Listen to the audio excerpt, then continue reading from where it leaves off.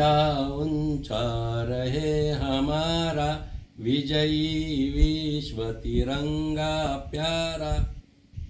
देशाच्या स्वातंत्र्य दिनाच्या पार्श्वभूमीवर राज्याचे मुख्यमंत्री आमचे नेते माननीय देवेंद्रजी फडणवीस साहेब तिरंगा हातात घेऊन संपूर्ण राज्यामध्ये तिरंगा यात्रा काढत आहेत, ज्यामुळं राष्ट्रभक्तीची ज्योत नव्या पिढीमध्ये युवकांच्या मध्ये पेटताना दिसते.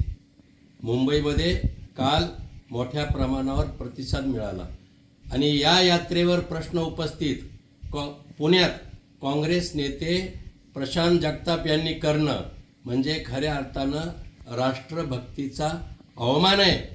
किती दुर्दैव आहे बघा, काँग्रेसच्या पोटामध्ये राष्ट्रभक्तीविषयी किती बेगडी प्रेम आहे.